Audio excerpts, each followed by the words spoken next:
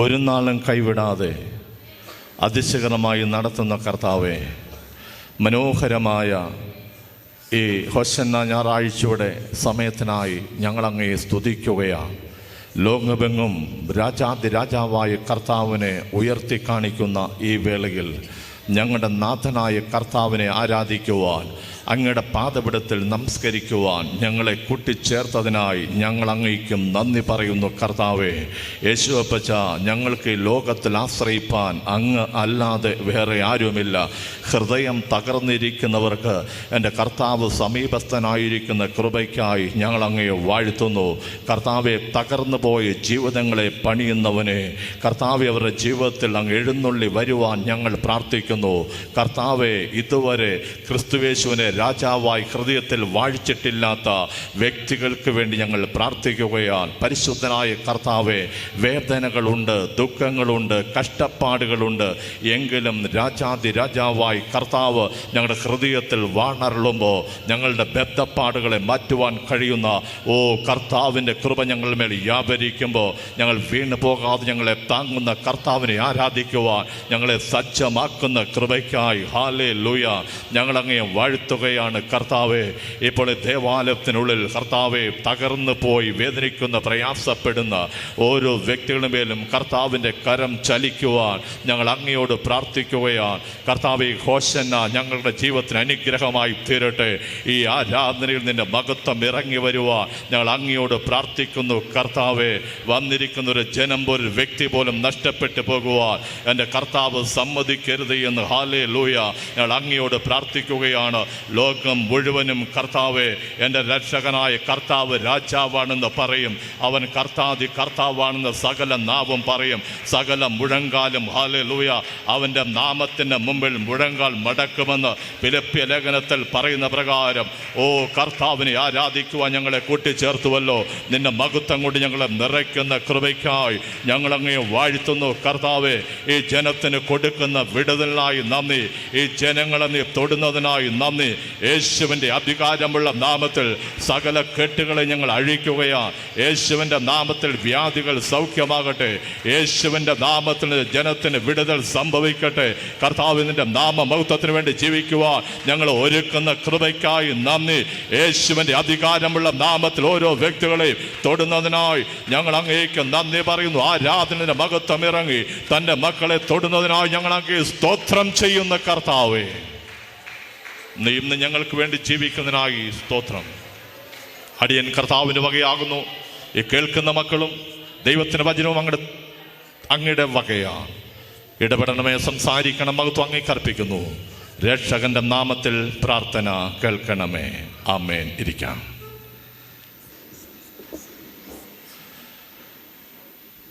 വീണ്ടും വരുന്ന കർത്താവായ യേശുവിൻ്റെ നാമം വാഴ്ത്തപ്പെടുമാറാകട്ടെ. വളരെ സന്തോഷത്തോടെ ഈ ഹോശന്ന ഞായറാഴ്ച ദൈവത്തെ ആരാധിക്കുവാൻ വന്നിരിക്കുന്ന ദൈവത്തിൻ്റെ മക്കളെ, ഒരു നാളും കൈവിടാതെ നമ്മെ നടത്തുന്ന ഒരു കർത്താവ് നമുക്കുണ്ട്. വേദനിക്കുന്നവൻ്റെ കൂടെ വേദനിക്കുന്നവൻ്റെ കണ്ണീർ തുടയ്ക്കാൻ, ഭാരപ്പെടുന്നവൻ്റെ ഭാരങ്ങളെ ചുമക്കാൻ, കഷ്ടപ്പെടുന്നവൻ്റെ കഷ്ടപ്പാടുകളെ മാറ്റാൻ കഴിയുന്ന ഒരു കർത്താവ് നമുക്ക് വേണ്ടി ജീവിക്കുന്നു. ആ വിശ്വാസത്തെ മാനിക്കുന്നവനാണ് കർത്താവ്. ഞാൻ കുരുത്തോല കൊടുത്ത് തുടങ്ങിയപ്പോൾ മുതൽ ഞാൻ പറഞ്ഞു, അവൻ രാജാവാൻ. ലോകത്തിൽ എവിടെയെങ്കിലും വാഴിച്ചു വെച്ച രാജാവല്ല. സ്വർഗത്തിൽ നിന്ന് മഹിമ വിട്ടിറങ്ങി ഈ ലോകത്തിലേക്ക് വന്ന് എന്നെ വീണ്ടെടുക്കാൻ വന്ന ഹല്ലേലൂയ രാജാവാണ് എൻ്റെ കർത്താവ്. അവൻ്റെ നാമത്തെ ഉയർത്തുന്ന ദൈവത്തിൻ്റെ മക്കളെ, അവൻ നിന്നെ കൈവിടുകയില്ല. ഹല്ലേലൂയ. അവൻ നിന്നെ ഉയർത്താൻ പോവുകയാണ്. ഞാൻ നിങ്ങളോട് പറഞ്ഞിട്ടില്ല, എല്ലാ കാലങ്ങളിലും നീ എവിടെയൊക്കെയോ കിടക്കുമെന്ന് വിചാരിച്ചു. എന്നാൽ ഈ ഹോശന്ന ഞായറാഴ്ച ഞാൻ വിളിച്ചു പറയുന്നു, നിന്നെ ഉയർത്തുന്ന ഒരു നാഥനുണ്ട്. ഹല്ലേലൂയ. അന്ന് 2025 വർഷങ്ങൾക്ക് മുമ്പ് അവിടുന്ന് യെരൂശലേം തെരുവീതിയിലൂടെ അവിടുന്ന് കഴുതക്കുട്ടിയുടെ പുറത്ത് കയറി രാജാവായി വന്ന കർത്താവില്ലേ, അവൻ വീണ്ടും വരുവാൻ പോകുന്നു. ഹല്ലേലൂയ. ഒരു ഗോൾഡൻ ഗേറ്റ് അവിടുന്ന് യെരൂശലേമിൽ അടഞ്ഞു കിടക്കുന്നില്ലേ, ആ ഗേറ്റ് തുറക്കും. ഹല്ലേലൂയ. എൻ്റെ കർത്താവിൻ്റെ വരവിന് വേണ്ടി ലോകം ഒരുങ്ങുമ്പോൾ അവനെ രാജാവായി അംഗീകരിക്കാത്ത ആരെങ്കിലും ഉണ്ടെങ്കിൽ ഈ ഹോശന്ന ഞായറാഴ്ച ഞായറാഴ്ച ഞാൻ വിളിച്ചു പറയുന്നു, അവൻ നിന്റെ ജീവിതത്തിൻ്റെ രാജാവാ. നിന്റെ സകല മേഖലകളിലും നിന്നെ നടത്താൻ കഴിയുന്നവൻ കർത്താവ് മാത്രമേ ഉള്ളൂ. അതുകൊണ്ട് പറ, ആകാശത്തിന് കീഴേ ഭൂമിക്ക് മുകളിൽ നൽകപ്പെട്ട മറ്റൊരു നാമമില്ല. അവൻ്റെ രക്ഷകനായ കർത്താവിൻ്റെ നാമമാണ്. അവൻ്റെ ദൈവത്തിൻ്റെ വചനം അപ്രകാരം തന്നെ നിറവേറിക്കൊണ്ടിരിക്കുന്ന ഈ കാലഘട്ടത്തിൽ എനിക്ക് സന്തോഷമുണ്ട്. അവനെ രക്ഷകനായി, അവനെ രാജാതി രാജാവായി അംഗീകരിക്കുവാൻ എൻ്റെ കർത്താവ് ചെയ്ത കൃപയ്ക്കായി ഞാൻ എൻ്റെ കർത്താവിനെ സ്തുതിക്കുകയാണ്. അവൻ നമ്മുടെ രാജാവായി ഇന്നും നമ്മുടെ ഹൃദയങ്ങളിൽ വാഴുകയാണ്. ആ കർത്താവ് നിങ്ങളെ അനുഗ്രഹിക്കട്ടെ എന്ന് ആത്മാർത്ഥമായി ഞാൻ പ്രാർത്ഥിക്കുന്നു. ഞാൻ നിങ്ങളോട് പറയാറുള്ളത് പോലെ ക്രിസ്തുവിനെ കിട്ടിയതാണ് ഭാഗ്യം. അവൻ പറയുന്ന അനുസരിച്ച് നടക്കാൻ നിങ്ങളെ കർത്താവ് വിളിച്ചതാണ് ഭാഗ്യം. അതുകൊണ്ട് ജീവിതത്തിൽ പ്രതികൂലങ്ങൾ വരുമ്പോൾ അവനെ വിട്ടുകളയരുത്, അവനെ മുറുകെ പിടിക്കണം. ദയവായിട്ടൊരു വാക്യം വായിക്കാം. മത്തായിയുടെ സുവിശേഷം 21-ാം അധ്യായത്തിൻ്റെ 2-ാമത്തെ വാക്യം ഒന്ന് വായിച്ചേ.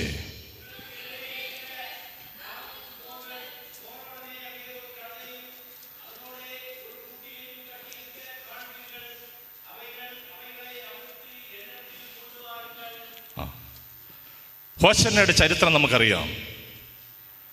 രക്ഷകനായ കർത്താവ് തൻ്റെ ശിഷ്യന്മാരോട് പറഞ്ഞു, നിങ്ങൾക്കെതിരെയുള്ള ഗ്രാമത്തിൽ ചെല്ലണം, അവിടെ ഒരു പെൺകഴുതിയെയും കുട്ടിയെയും കെട്ടിയിരിക്കുന്ന കാണും, അതിനെ അഴിച്ചു കൊണ്ടുവരണം. ആരെങ്കിലും എന്തിനാണ് ഇതിനെ അഴിക്കുന്നത് എന്ന് ചോദിച്ചാൽ കർത്താവിന് ഇതിനെക്കൊണ്ട് ആവശ്യമുണ്ട് എന്ന് പറയണം.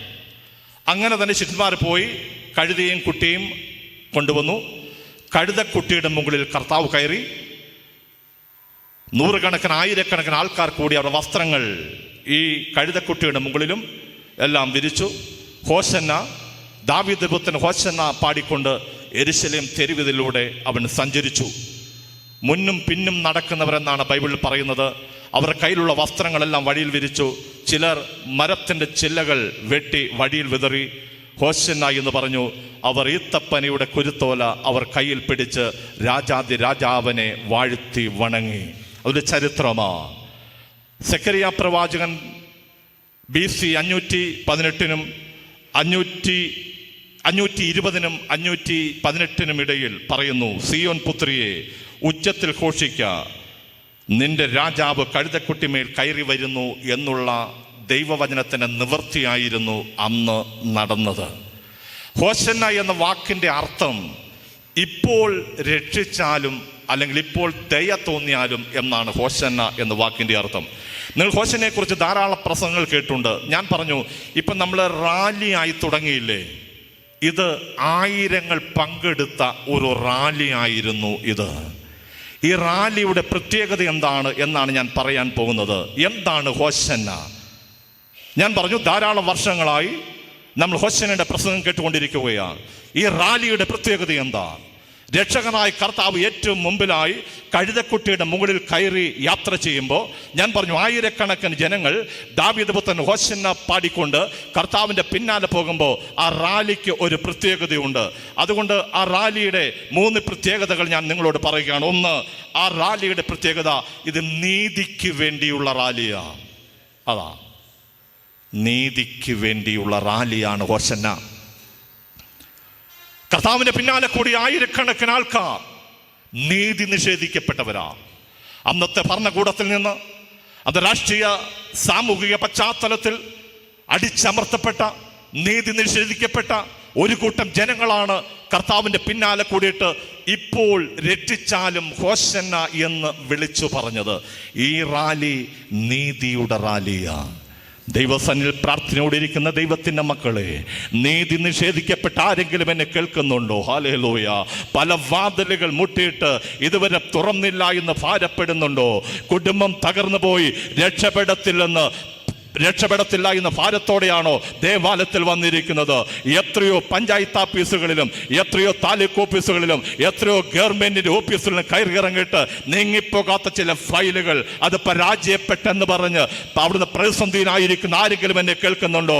നീതി നിഷേധിക്കപ്പെട്ട കുടുംബത്തിലും സമൂഹത്തിലും സഭയിലും നീതി നിഷേധിക്കപ്പെട്ട ദൈവത്തിന്റെ മക്കൾ എന്നെ കേൾക്കുന്നെങ്കിൽ ഈ പകൽക്കാലം ഞാൻ വിളിച്ചു പറയാം, നീതിയുടെ രാജാതി രാജാവായ കർത്താവ് ഹല്ലേലൂയ ഈ പകൽക്കാലം നിനക്ക് നീതി നടത്തി തരാൻ പോകുക. ലോകം നിഷേധിച്ച നീതി, അവിടുന്ന് കോടതികൾ നിഷേധിച്ച നീതി, ഇതുവരെ ലഭിക്കാത്ത ചില നീതികൾ എന്റെ രക്ഷകനായ കർത്താവ് നിനക്ക് വേണ്ടി വാതിൽ തുറക്കാൻ പോകുന്നു. അവൻ നീതിയുടെ രാജാവായി വീണ്ടും വരുവാൻ പോകുന്നു. അതുകൊണ്ട് പറ, അവൻ എന്റെ ജീവിതത്തിൽ നീതി നടപ്പാക്കുന്നവനാ. ഇതുവരെ മുമ്പോട്ട് പോയ എല്ലാ വഴികളിലും നീതിയില്ലാതെ അനീതിയാൽ തകർന്നു പോയ ചില കുടുംബങ്ങളെ, ചില വ്യക്തികളെ തൊടാൻ കർത്താവിന്റെ കൃപ, ഹല്ലേലൂയ, ഞാൻ പ്രസംഗിച്ചു കൊണ്ടിരിക്കുമ്പോൾ തന്നെ ഈ ഹോശന്ന ഞായറാഴ്ച ചില വ്യക്തികളുടെ മേൽ കർത്താവിന്റെ കരം ചലിക്കുകയാ. എവിടെയാ നീതി? ഒരു വീട്ടിൽ ജനിച്ചു വളർത്തപ്പെട്ടാൽ മൂത്ത മകൻ ഒരു നീതി, ഇളയ മകൻ ഒരു നീതി, നടുക്കുള്ള മകൻ മറ്റൊരു നീതി. രണ്ട് മക്കളുണ്ടെങ്കിൽ രണ്ട് മക്കളെ ഒരുപോലെ കാണാതിരിക്കുന്ന അപ്പനും അമ്മമാരും ഇല്ലേ? അല്ലേ? പൊതുവെ പറയാറുണ്ട്, പെമ്മക്കൾക്ക് അപ്പനോട് വലിയ സ്നേഹമാണ്, ആ മക്കൾക്ക് അമ്മയോടാണ് വലിയ സ്നേഹം. അത് ഇങ്ങനെ പറഞ്ഞു വെച്ചിരിക്കുകയാണ്. അങ്ങനൊന്നുമില്ല, അങ്ങനെ ഒരു നീതിയൊന്നുമില്ല. ആണാണെങ്കിലും പെണ്ണാണെങ്കിലും രണ്ട് മക്കളുണ്ടെങ്കിൽ രണ്ടിനെ ഒരുപോലെ കാണാൻ പഠിക്കണം. അതാ നീതി, അതാ നീതി. ഏതെങ്കിലും ഒരു മകനെ സ്നേഹിക്കുകയും ഒരു മകളെ മാറ്റി നിർത്തുകയും ചെയ്യുന്ന നീതിയല്ല. ഞാൻ പറഞ്ഞത് കുടുംബത്തിലാണ് അനീതി തുടങ്ങുന്നത്. കുടുംബത്തിലാ. ഞാൻ പലപ്പോഴും പറഞ്ഞിട്ടില്ലേ, സഭയിൽ 200 215 കുടുംബങ്ങളുണ്ടെങ്കിൽ സകലർക്ക് ഒരു നീതിയാണ്, ഒരു നീതിയാണ്. വലിയവൻ ചെറിയവനില്ലാത്ത നീതി, ഹല്ലേലൂയ. തകർന്നു കിടക്കുന്നതിനെ ഉയർത്തുന്ന നീതി, കഷ്ടപ്പെടുന്നവന്റെ കൂടെ ഇരുന്ന് കണ്ണീർ തുടയ്ക്കുന്ന നീതി. എവിടെ കരയുന്നുവോ അവിടെ രാജാതി രാജാവായി കർത്താവ് കടന്നു വന്ന് ആ കുടുംബത്തിന്റെ കണ്ണീർ തുടയ്ക്കുന്ന നീതി. അതുകൊണ്ട് ഞാൻ പറയുന്നു, നീതി നടപ്പാക്കാൻ ഒരുവൻ മാത്രമേ ഉള്ളൂ. ഞാൻ പ്രസംഗിക്കുന്ന എന്റെ കർത്താവാണ് നീതിമാൻ. അതുകൊണ്ടാണ് പീലാത്തോസിന്റെ മുമ്പിലും ഹെരോദാവിന് മുമ്പിലും കൈ കെട്ടപ്പെട്ടവനായി നിൽക്കുമ്പോ, നീ യഹൂദന്മാർ രാജാവോ എന്ന് ചോദിക്കുമ്പോ അവൻ ഒന്നും മിണ്ടാത്തവനായി ഉരിയാടാത്തവനായി നിന്നത് ആ ലോകത്തിലെ നീതി നടപ്പാക്കുന്നതിന് വേണ്ടിയാണ്. ഹല്ലേലൂയ. അതുകൊണ്ട് എവിടെയെങ്കിലും നീതി നിഷേധിക്കപ്പെട്ടെങ്കിൽ പറ, എന്റെ കർത്താവ് എനിക്ക് നീതി നടപ്പാക്കി തരുമെന്ന് വിശ്വാസമുണ്ടെങ്കിൽ അവനെ ചേർത്ത് പിടിക്കുന്ന ദൈവത്തിന്റെ മക്കൾ പറ, അവൻ എനിക്ക് വേണ്ടി അത്ഭുതങ്ങൾ ചെയ്യുമെന്ന് വിശ്വസിക്കുന്ന ദൈവത്തിന്റെ മക്കളുണ്ടെങ്കിൽ അവരുടെ ജീവിതത്തിന്റെ കർത്താവ് അത്ഭുതങ്ങളെ ചെയ്യാൻ പോകുകയാണ്. ഞാൻ പറഞ്ഞു, ഹോശന്ന, ഇത് നീതിയുടെ റാലിയാണ്. ഇത് നീതിയുടെ റാലിയാണ്, നീതിയുടെ റാലിയാണ്. രണ്ടാമത് ആ റാലിയുടെ പ്രത്യേകത, അവഗണിക്കപ്പെട്ടവരെ ഉൾക്കൊള്ളുന്ന റാലിയാണ് ഹോശന്ന. ഒന്ന് നീതിയുടേതാണെങ്കിൽ അവഗണിക്കപ്പെട്ടവരെ. ആരാ അവഗണിക്കപ്പെട്ടവർ? ആരാ തള്ളപ്പെട്ടവർ? കഴുത. കർത്താവ് എന്താ കഴുതിയെ തിരഞ്ഞെടുത്തേ? അന്നും ഇന്നും വളരെ പ്രാധാന്യം കൊടുക്കുന്ന ഒന്നാണ് കുതിര. രാജാക്കന്മാരും വലിയ വലിയ ആൾക്കാരെല്ലാം കുതിരപ്പുറത്താണ് വരുന്നത്. കർത്താവ് എന്തിനാ കഴുതയെ തിരഞ്ഞെടുത്തേ? പഴയ നിയമം വായിച്ചോ, കഴുത ശപിക്കപ്പെട്ടതാണ്. കഴുതയെ യാഗത്തിന് കൊള്ളത്തില്ല. അങ്ങനെ വെറുക്കപ്പെട്ട, ശപിക്കപ്പെട്ട ആ മൃഗത്തെ കർത്താവ് തിരഞ്ഞെടുത്തു. എന്താ കുതിരയെ തിരഞ്ഞെടുക്കാഞ്ഞേ? ഞാൻ ചിന്തിച്ചു, എന്തുകൊണ്ട് കർത്താവ് കുതിരയുടെ മുകളിൽ വന്നില്ല? എന്താ അർത്ഥം എന്നറിയാമോ? കുതിരയുടെ തല എപ്പോഴും ഉയർന്നു നിൽക്കും, കഴുതയുടെ തല നോക്കിയേ എപ്പോഴും താഴ്ന്നു കിടക്കും. കുതിരയുടെ മുകളിൽ കയറിയാൽ കുതിരയുടെ തല ഉയർന്നു നിൽക്കുന്നതുകൊണ്ട് കർത്താവിനെ കാണാൻ പറ്റത്തില്ല. കഴുതയുടെ മുകളിൽ കർത്താവ് കയറിയാൽ കഴുതയുടെ തല താഴ്ന്നു കിടക്കുന്നതുകൊണ്ട് കർത്താവിനെ കാണാം. ആർക്കും മനസ്സിലായി ഞാൻ പറഞ്ഞത്? ആർക്കും മനസ്സിലായി? കർത്താവിനെ മറയ്ക്കുന്നതൊന്നും വേണ്ട, കർത്താവിന് തടസ്സമായി നിൽക്കുന്ന ഒന്നും വേണ്ട. കുതിരയുടെ മുകളിലല്ല കർത്താവ് കയറിയത്, കഴുതയുടെ മുകളിലാ. ലോകം മുഴുവൻ കാണണം. ഹല്ലേലൂയ. അവഗണിക്കപ്പെട്ടവനെ ഉയർത്തുന്ന ഒരു കർത്താവുണ്ട്. കഴുത, ഹല്ലേലൂയ, ഗ്രാമത്തിലായിരുന്നു. ആ കഴുതക്കുട്ടിയെ കൊണ്ടുവന്ന് പട്ടണത്തിലാക്കിയ ഒരു ദൈവമുണ്ട്. ഹല്ലേലൂയ.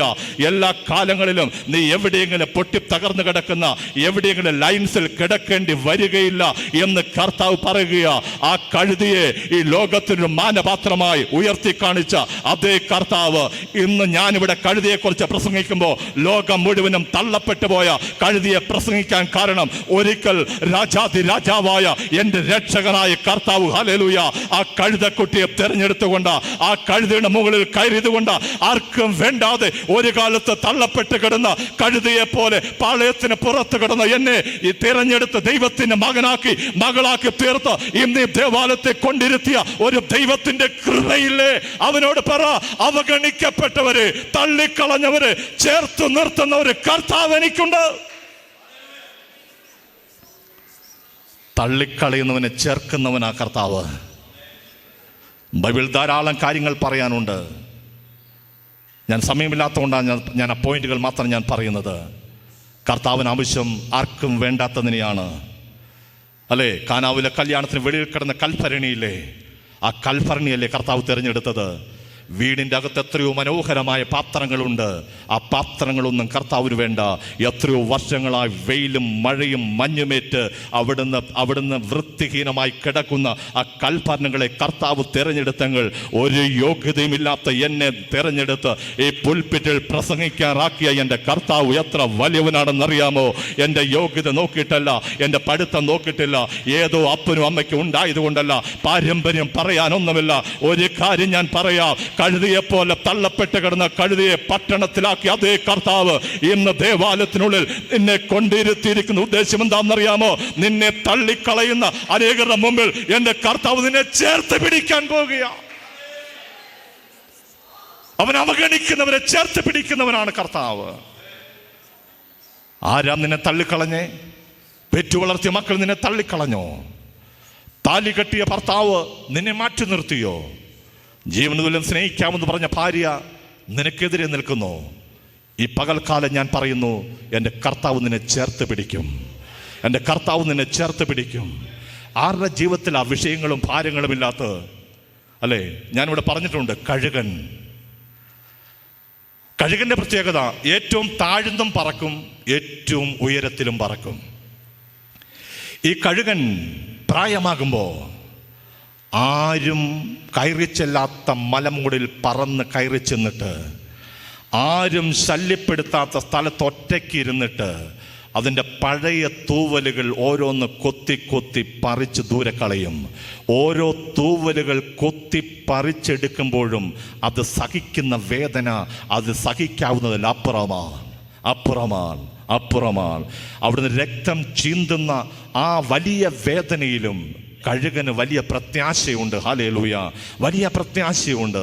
കുറേ ദിവസങ്ങൾ അവൻ വേദന സഹിച്ച് എവിടെയെങ്കിലും, ഞാൻ പറഞ്ഞ കൊടുങ്കാട്ടിൽ മലയുടെ മുകളിൽ ഇരുന്നിട്ട് കുറേ ദിവസങ്ങൾ കഴിഞ്ഞ് കഴുകൻ ഇറങ്ങി വരുമ്പോൾ അവനൊരു പുതിയ രൂപം പ്രാപിച്ച പുതിയ കഴുകനായി വെളിയിൽ വരുന്നു. ഞാൻ പറയുന്നത് നിങ്ങൾക്ക് മനസ്സിലാക്കുന്നുണ്ടോ? ഹല്ലേലൂയ.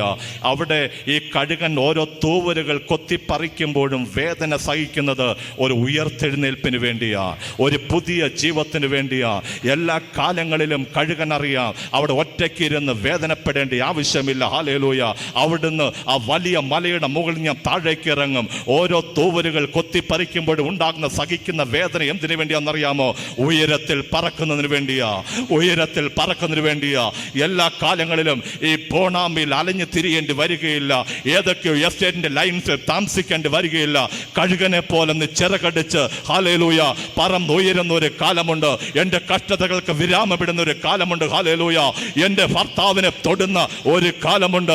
എൻ്റെ മകനെ മറ്റുള്ളവർ മുമ്പിൽ ഉയർത്തുന്ന ഒരു കാലം എനിക്കുണ്ട് എന്ന് വിളിച്ചു പറ. ഹല്ലേലൂയ. അവൻ പറയുന്നു, അവഗണിക്കപ്പെട്ടവനെ, തള്ളിക്കളഞ്ഞവനെ മാർവോട് ചേർത്ത് നിർത്തുന്ന ഒരു കർത്താവ് എനിക്കുണ്ട്. ഹല്ലേലൂയ. അതെന്റെ ധൈര്യമാണ്, അതെന്റെ പ്രത്യാശയാണ്. അതുകൊണ്ട് ലോകം മുഴുവൻ നിനക്കെതിരായി വന്നാലും വിളിച്ചു പറ, അവൻ എന്നെ കൈവിടുന്നവനല്ല. ഹല്ലേലൂയ. അവൻ എന്റെ രാജാവായി, അവൻ എന്റെ കൂടെ ഇരിക്കുന്നവനാ. ആര് നിന്നെ അവഗണിച്ചാലും അവഗണിക്കാത്ത ഒരു കർത്താവിന് ഞാൻ പ്രസംഗിക്കുന്നേ. ഒന്ന് ഞാൻ പറഞ്ഞു, നീതിക്ക് വേണ്ടിയുള്ള റാലിയാണ്. രണ്ടാമത് അവഗണിക്കപ്പെട്ടവരെ ഉൾക്കൊള്ളുന്ന റാലിയാണ്. മൂന്നാമത് ഇതൊരു ശുദ്ധീകരണത്തിന്റെ റാലിയാണ്. ശുദ്ധീകരണം. അന്ത്യോക്യസ് എപ്പിഫാനസ് എന്ന് പറയുന്ന വ്യക്തി യെരുശലേം ദേവാലയം അശുദ്ധമാക്കി. എങ്ങനെ? പന്നിയെ യാഗം കഴിച്ച് അശുദ്ധമാക്കി. ആ ദേവാലയത്തെ ശുദ്ധീകരിക്കുവാൻ കർത്താവ് ചെന്നു. ജാതികളുടെ പ്രാകാരത്തിലാണ് അവിടെ നിന്ന് വ്യാപാരം നടക്കുന്നത്, കച്ചവടം നടക്കുന്നത്. അവിടെയും കർത്താവ് ശുദ്ധീകരിച്ചു. ഒരു ശുദ്ധീകരണം ആവശ്യമല്ലേ? ഹല്ലേലൂയ. സന്തോഷമില്ലല്ലോ? ഹല്ലേലൂയ, ഹല്ലേലൂയ, ഹല്ലേലൂയ. അല്ലേ? ആരെങ്കിലും എന്തെങ്കിലും പറയുന്ന കേട്ട് ജീവിക്കരുത്. കർത്താവ് പറയുന്ന കേൾക്കണം. അല്ലേ? പണ്ട് ഒരു അപ്പനും മകനും അവരുടെ വലിയ സാമ്പത്തികമായ പ്രയാസം ഉണ്ടായപ്പോൾ അവർ തീരുമാനിച്ചു, അവർക്കാകെയുള്ള ഒരു മുതലാണ് ഒരു കഴുത. ആ കഴുതയെ കൊണ്ടത് പട്ടണത്തിൽ കൊണ്ട് കൊടുത്തിട്ട് കടം വീട്ടാമെന്ന് തീരുമാനിച്ചു. അങ്ങനെ കഴുതയെ വിൽക്കാൻ വേണ്ടി അപ്പനും മകനൂടെ കൂടെ ഇങ്ങനെ കഴുതയും കൊണ്ട് എങ്ങോട്ട് പോവുകയാണ്? ടൗണിലേക്ക് പോവുകയാണ്. പോകുന്ന സമയത്ത് മകൻ കഴുതയുടെ മുകളിൽ കയറി, അപ്പൻ നടന്നു പോയിക്കൊണ്ടിരിക്കുകയാണ്. കുറേ അങ്ങോട്ട് ചെന്നപ്പോൾ ആൾക്കാർ പറഞ്ഞു, ഓ, നീ മകനാണോ? ഇത്രയും പ്രായം ചെന്ന അപ്പം നടന്നു പോകുമ്പോൾ നീ കഴുതയുടെ പുറത്ത് കയറിയിരിക്കുന്നത് ശരിയല്ല. ഉടനെ അവൻ താഴെ ഇറങ്ങി, അപ്പൻ കഴുതയുടെ മുകളിൽ കയറി. അങ്ങനെ കുറച്ചങ്ങ് പോയി. കുറച്ച് യാത്ര ചെയ്തപ്പോൾ ആൾക്കാർ നോക്കിയിട്ട് പറഞ്ഞു, താൻ എന്നെ മനുഷ്യനാടോ? അല്ലേ? ആ പാവപ്പെട്ട ചെറുക്കൻ നടന്നു പോകുന്നു, പ്രായമുള്ള നിങ്ങൾ കഴുത പുറത്തിരിക്കുന്നു. ഉടനെ പുള്ളി എന്ന് പറഞ്ഞു, ശരിയാ. ഉടനെ അദ്ദേഹം താഴെ ഇറങ്ങി. അത് കഴിഞ്ഞിങ്ങനെ കഴുത ഇങ്ങനെ പോകുന്നു, രണ്ടുപേരും നടന്നു പോയിക്കൊണ്ടിരിക്കുക. ഉടനെ കുറേ ആൾക്കാർ പറഞ്ഞു, നിങ്ങൾ എന്നെ സംഭവമാണ്. ഈ കഴുത വെറുതെ പോകുമ്പോൾ ആർക്കെങ്കിലും അതിൻ്റെ മേളിലൊന്ന് കയറി പോകത്തില്ലേ? വലിയ കുഴപ്പമായി. അപ്പനും മകനോട് ചിന്തിച്ചിട്ട് ഒടുവിൽ അവിടെ കഥയിൽ പറയുന്നത് എന്നാണെന്നറിയാമോ? അപ്പനും മകനോട് കഴുതയെ എടുത്ത് ചുമന്നുകൊണ്ട് പട്ടണത്തിൽ പോയി.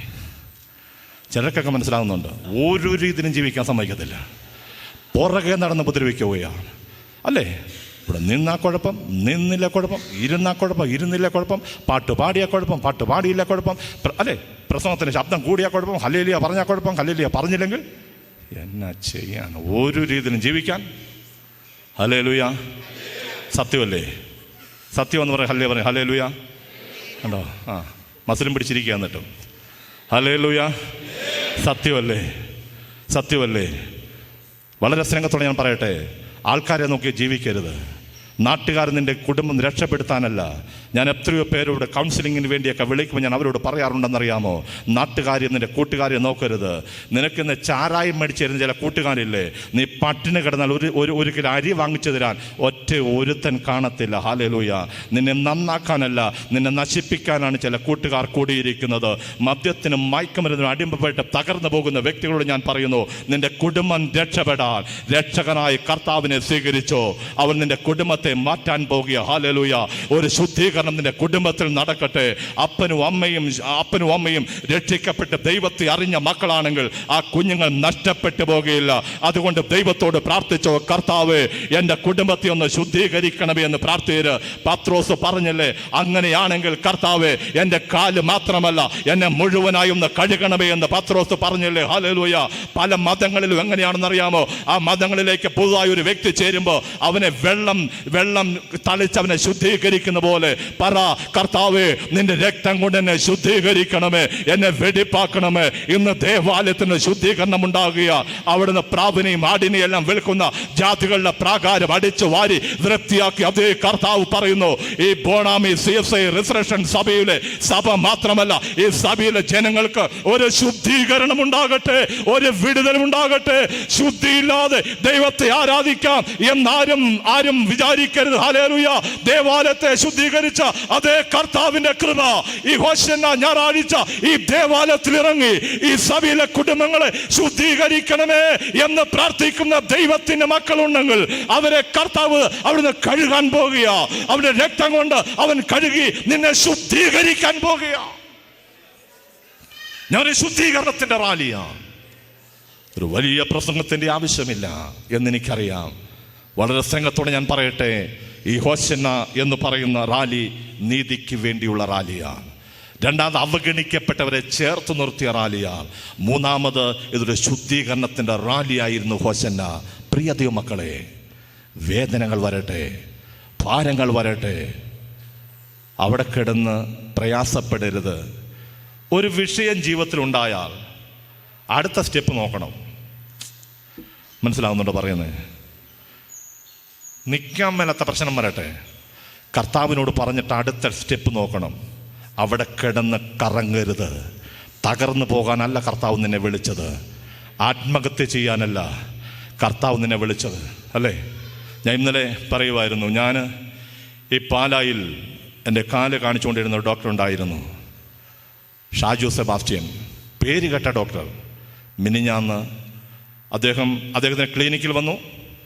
ഏത് ഉണങ്ങാത്ത മുറിവും അവിടെ ചെന്നാൽ അദ്ദേഹം ട്രീറ്റ്മെൻറ്റ് ചെയ്യും. ഇവിടെ ഈ ആലീസ് എന്ന് പറയുന്ന ആൻറ്റിയോട് ഞാൻ പറഞ്ഞതാണ് അവിടെ പോകാൻ. മിനിഞ്ഞാന്ന് അത് ക്ലിനിക്കിലുണ്ടായിരുന്നു. ക്ലിനിക്കിൽ ചെന്നിട്ട് അദ്ദേഹത്തിൻ്റെ കുടുംബ വീട്ടിൽ ചെന്നു, ആത്മഹത്യ ചെയ്തു. കൂടി ഒരു 10, 52, 53 വയസ്സാ കാണും. എന്താ കുഴപ്പം? പേര് കേട്ട പ്രശസ്തനായ ഡോക്ടറാണ്. ഞാൻ നിങ്ങളോട് പറയട്ടെ, പോകരുത് കേട്ടോ. നിന്റെ ആത്മാവ് വലുതാണ്. നിന്നെ സ്നേഹിക്കുന്ന ഒരു കർത്താവുണ്ട്. ആത്മഹത്യ ഒന്നിനും പരിഹാരമല്ല. കർത്താവ് നിന്നെ സ്നേഹിക്കുന്നു. എൻ്റെ പ്രസംഗ വിഷയമല്ലെങ്കിൽ ഞാൻ പറയുന്നു, കർത്താവ് നിന്നെ ഏത് എടുക്കാൻ മേലാത്ത വിഷയവും എടുക്കാൻ കെൽപ്പുള്ള ഒരു കർത്താവ് എനിക്കുണ്ട്. ഹല്ലേലൂയ. നിന്റെ പ്രാർത്ഥന മുറിയിൽ ആ വിഷയങ്ങളൊന്ന് ഇറക്കി വെച്ചാൽ ആ പ്രാർത്ഥന കേൾക്കുന്ന ഒരു കർത്താവുണ്ടെന്നേ. അവൻ രാജാവായി എൻ്റെ ഹൃദയത്തിൽ വാഴണമേ എന്ന് പറഞ്ഞോ.